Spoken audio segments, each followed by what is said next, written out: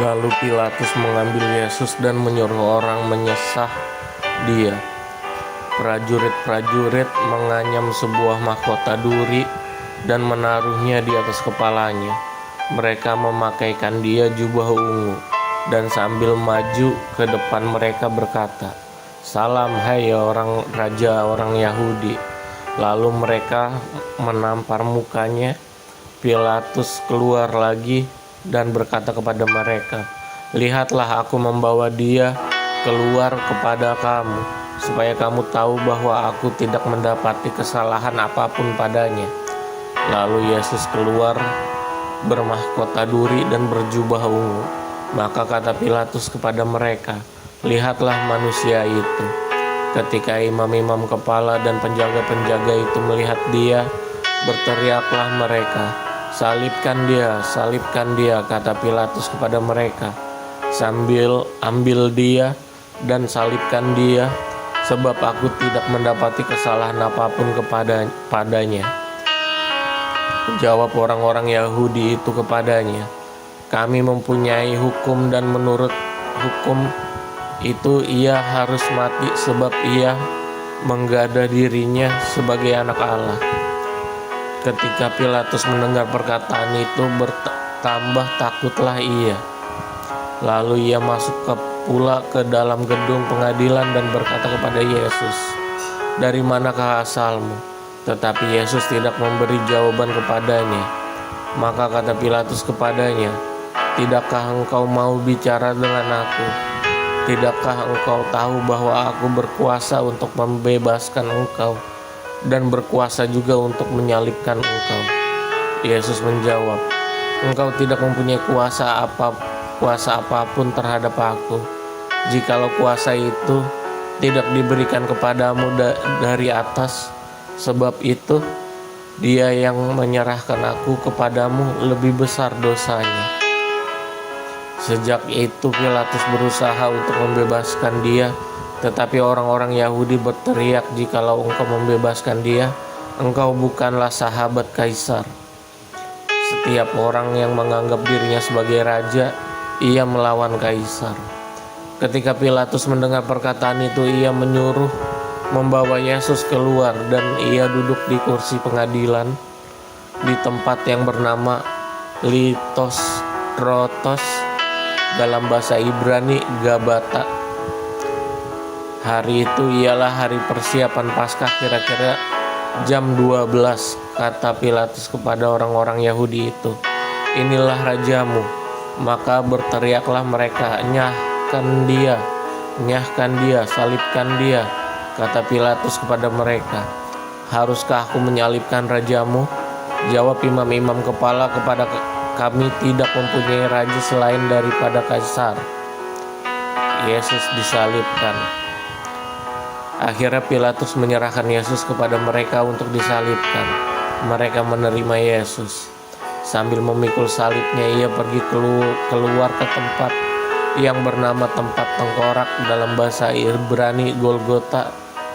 Dan di situ ia disalibkan mereka, dan bersama-sama dengan dia disalibkan juga dua orang lain, sebelah menyembelah Yesus di tengah-tengah.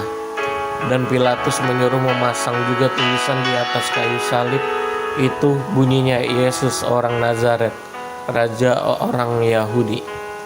Banyak orang Yahudi yang membaca tulisan itu, sebab tempat di mana Yesus disalibkan letaknya dekat kota, dan kata-kata itu tertulis dalam bahasa Ibrani, bahasa Latin, bahasa Yunani.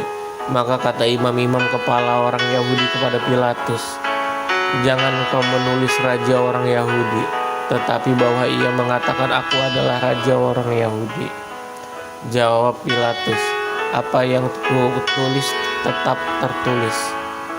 Sesudah prajurit-prajurit itu menyalibkan Yesus, mereka mengambil pakaiannya lalu membaginya menjadi 4 bagian, untuk tiap-tiap prajurit 1 bagian.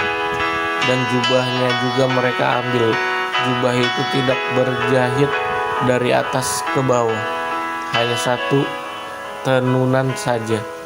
Karena itu mereka berkata seorang kepada yang lain, Janganlah kita membaginya menjadi beberapa potong, tetapi baiklah kita membuang undi untuk menentukan siapa yang mendapatkannya.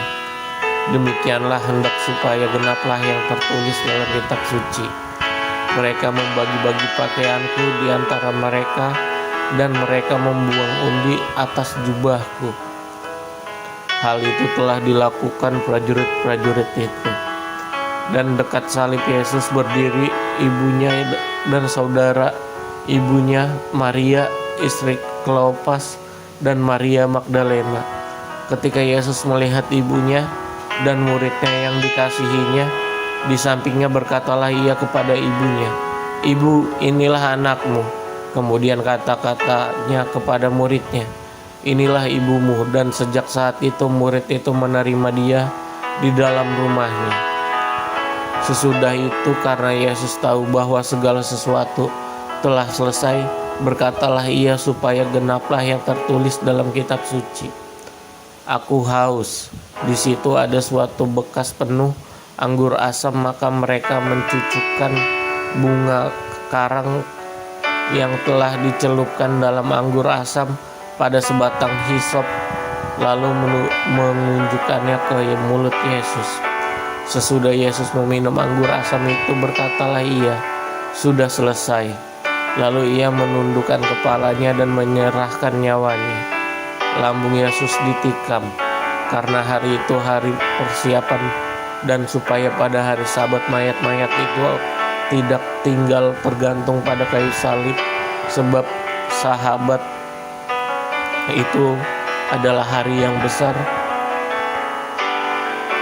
Maka datanglah orang-orang Yahudi kepada Pilatus dan meminta kepadanya supaya kaki orang-orang itu dipatahkan dan mayatnya diturunkan. Maka datanglah prajurit-prajurit lalu mematahkan kaki orang yang pertama dan kaki orang yang lain yang disalibkan bersama-sama dengan Yesus. Tetapi ketika mereka sampai kepada Yesus dan melihatnya bahwa ia telah mati, mereka tidak mematahkan kakinya. Tetapi seorang dari antara prajurit itu menikam lambungnya dengan tombak, dan segera mengalir keluar darah dan air. Dan orang yang melihat hal itu sendiri yang memberikan kesaksian ini, dan kesaksiannya benar, dan ia tahu bahwa ia mengatakan kebenaran supaya kamu juga percaya. Sebab hal itu terjadi supaya genaplah yang tertulis dalam kitab suci, "Tidak ada tulangnya yang akan dipatahkan." Dan ada pula nas yang mengatakan, "Mereka akan memandang kepada dia yang telah mereka tikam." Yesus dikuburkan. Sesudah itu Yusuf dari Arimatea, ia murid Yesus, tetapi sembunyi-sembunyi karena takut kepada orang-orang Yahudi, meminta kepada Pilatus supaya ia diperbolehkan menurunkan mayat Yesus. Dan Pilatus meluluskan permintaannya itu. Lalu datanglah ia dan menurunkan mayat itu. Juga Nikodemus datang ke situ. Dialah yang mula-mula datang waktu malam kepada Yesus. Ia membawa campuran minyak mur dan minyak gaharu, kira-kira 50 kati beratnya. Mereka mengambil mayat Yesus, menggapainya dengan kain lenan dan membubuhinya dengan rempah-rempah. Karena adat orang Yahudi bila menguburkan mayat dekat tempat di mana Yesus disalibkan ada suatu taman, dan dalam taman itu ada suatu kubur baru yang di dalamnya sebelum pernah dinamakan seorang, karena hari itu hari persiapan orang Yahudi, sedang kubur itu tidak jauh letaknya. Maka mereka meletakkan mayat Yesus ke situ.